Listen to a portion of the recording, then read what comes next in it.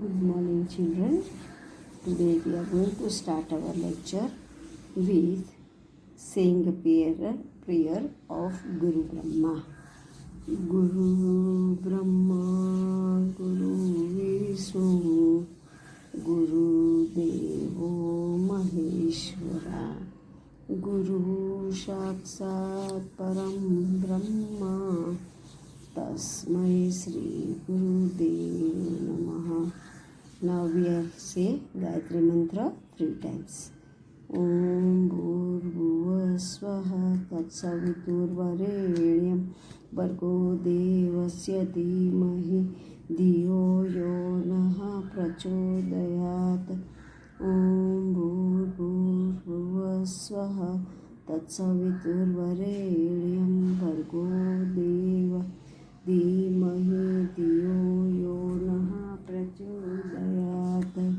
ॐ भूर्भुवः स्वः अवितुर्वरेण्यं भर्गो देवस्य धियो यो नः प्रचोदयात्.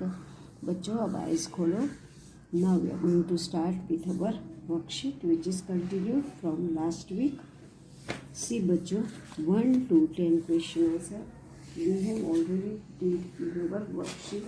Now we are going to do start question answer of 11 to 18 which are in book B. Now we'll start with book B question answer. See first question is what is a shooting star?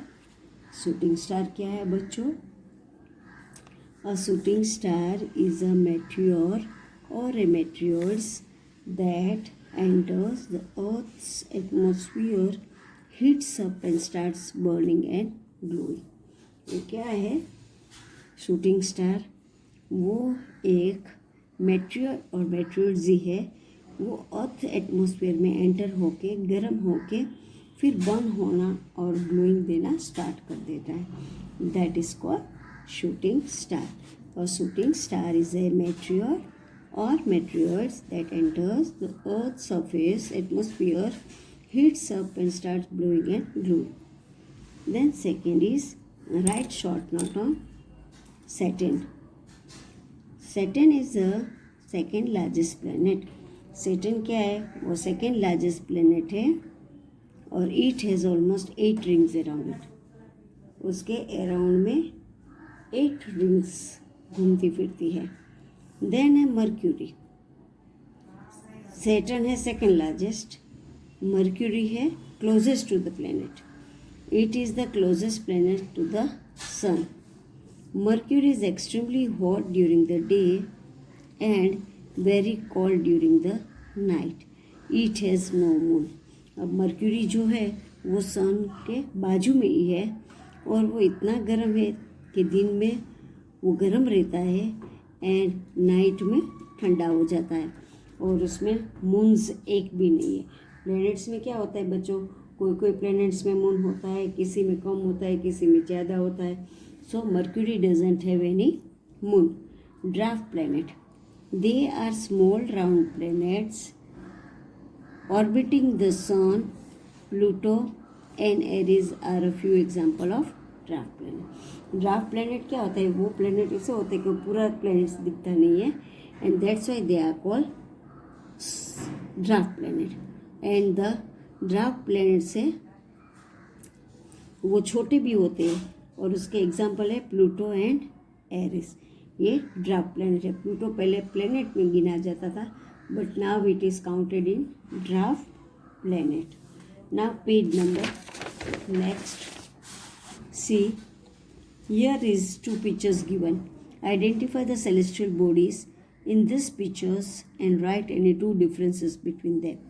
अब ये 2 picture है. ये picture जो है वो asteroids का है और ये पिक्चर है वो कॉमेट का है. कॉमेट कैसे होता है? एरो जैसा होता है. इन एस्ट्रॉइड ऐसा होता है रेडिश कलर का. Now we have to write the difference between both of them. An asteroid is made up of rock and metal. वो किसका बना हुआ होता है? रॉक और मेटल का बना हुआ होता है. It has not melt to leave a tail. It has उसमें एक टेल जैसा होता है जिससे वो मेल्ट होता है। देखो ये कॉर्नर जो होता है, कॉर्नर से वो मेल्ट होता है। मेल्ट मीन्स पिघल जाता है। It is not always round in shape, हमेशा वो शेप राउंड में नहीं होता है, अलग अलग शेप के होते हैं। A comet is made up of gases, water, ice and rocks. Comet किसका किसका बना हुआ होता है? गैस, वाटर, आइस और रॉक का। It leaves a trail of dust, gas and it melts. अब इनका टेल देखो बच्चों कैसा है, ये टेल से वो मेल्ट होता है। And it is always round in shape, वो हमेशा राउंड शेप में होता है। But when it start melting it melts like a tail, tail कुछ की तरह मेल्ट होता है। Then next is write a short note on inner most layer of the earth. अब अर्थ का जो इनर मोस्ट लेयर है उनके बारे में शॉर्ट नोट लिखना है। The core of the earth is the part which has below the mental. वो मेंटल के बिलो वाला पार्ट जो है अर्थ का वो है core. And the inner part is of solid, अंदर का पार्ट जो है वो सॉलिड का बना हुआ होता है और आउटर पार्ट्स जो है वो लिक्विड का बना हुआ होता है। The burning gases cool down the solid layer of the end inside of the earth is still very hot. Burning gas जो होता है वो कूल डाउन द सॉलिड, वो सॉलिड पार्ट को कूल करके इनसाइड के पार्ट में अर्थ में जाता है, but still inside the earth it is very hot. Now draw neat and label diagram of the layer of the soil. अब neat and label diagram draw करना है, पहले पूरा सर्कल ड्रॉ करना है। Then here you draw like this and it is brown in colour. This circle, this is red in color, then this orange in color, here yellow, and this is black. Now see, this part is inner core, this part is outer core, this part is mantle, and ये जो part है वो है crust। समझ गए बच्चे? This is red, orange, yellow and black color, and this is of brown color, and you have to mention the all parts of it. Now next is why is lightning seen before thunder is heard? अब जब बिजली और आवाज़ आता है तब पहले बिजली आती है और फिर आवाज़ क्यों आता है?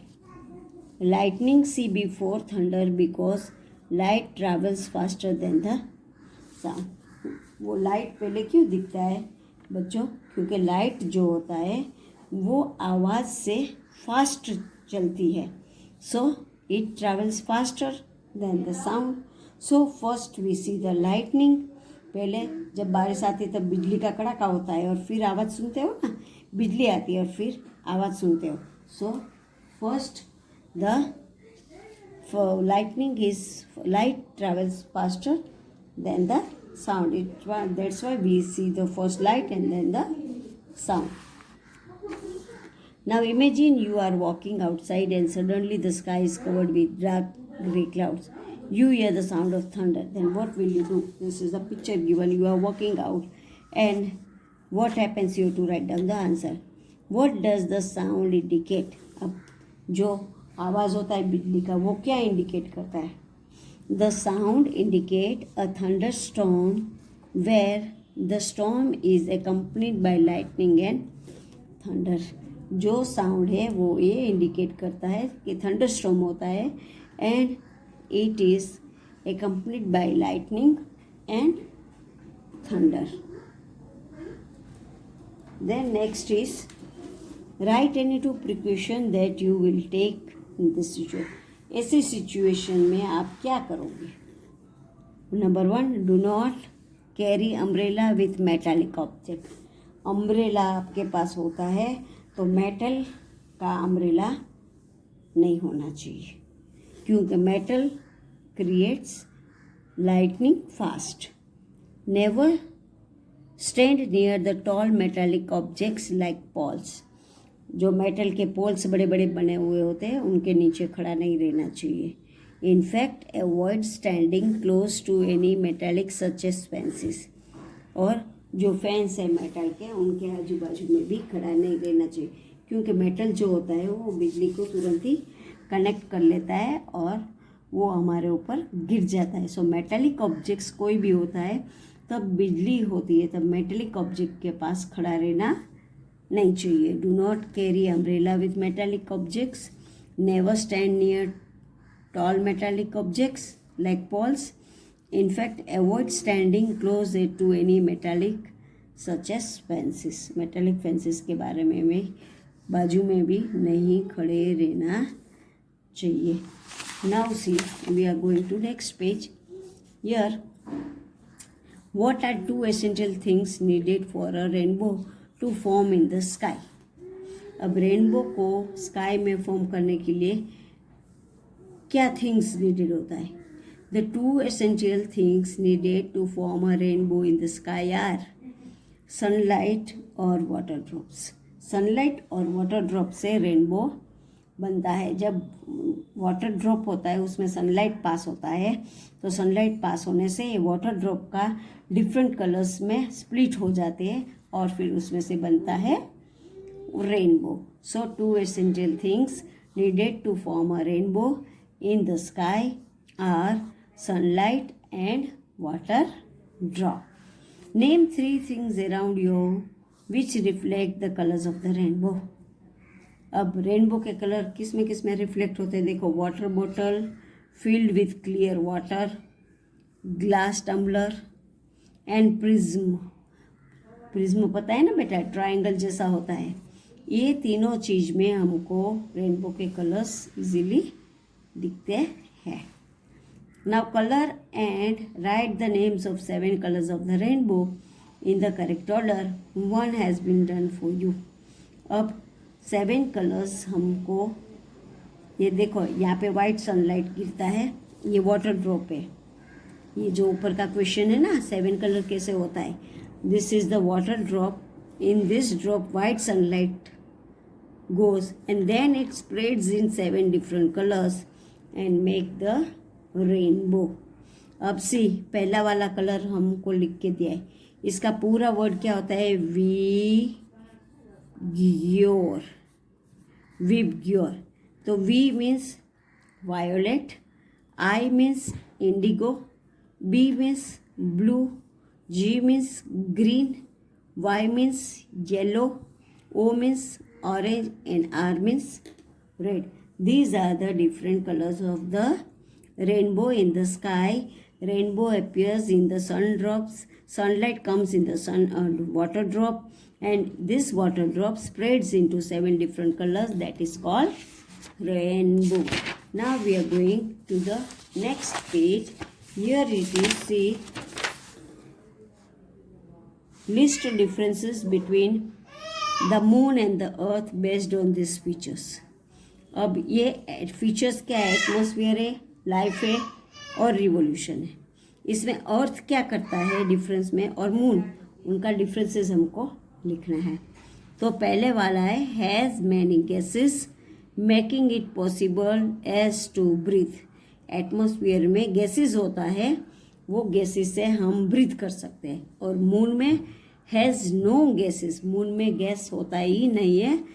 Not to be able to breathe, we can't breathe it, because when the astronaut go to the space, they take cylinders, oxygen cylinders with them, because there is no gas. Then life, so they support life, and moon does not support life.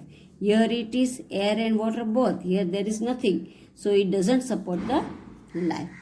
Revolution. So taken 365 days and 6 hours to complete revolution around the sun. पूरे सन को घूमने के लिए 365 days इसको लगता है.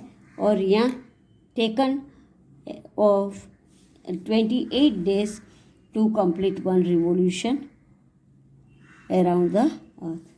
ये 28 days में वो कंप्लीट करता है, ये 365 डेज में कंप्लीट करता है. Now next is the moon is a natural satellite of the Earth. The Earth also sends artificial satellite into space. Name any two artificial satellites launched by India. India ने कौन सा artificial satellite launch किया है, उनके name लिखना है. A few artificial satellite launched by India are Aryabhatta and Bhaskara.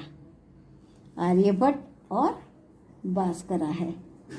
Now next is Indians celebrate festivals depending on the phases of the moon. This making it an important part of our life. देखो, Indian के लोग festivals मनाने के लिए moon के faces देखते हैं. Do you agree with the statement? Give two reasons to support your answer. तुम एग्री होते हो ये स्टेटमेंट से? If yes then give answer. Yes, I agree with the statement because Ramzan is celebrated on the new moon and Diwali is also celebrated on new moon. देखो, रमज़ान भी moon देख के celebrate होता है and Diwali also is celebrated by looking the phases of the moon. So yes, I agree with this statement. Thank you children.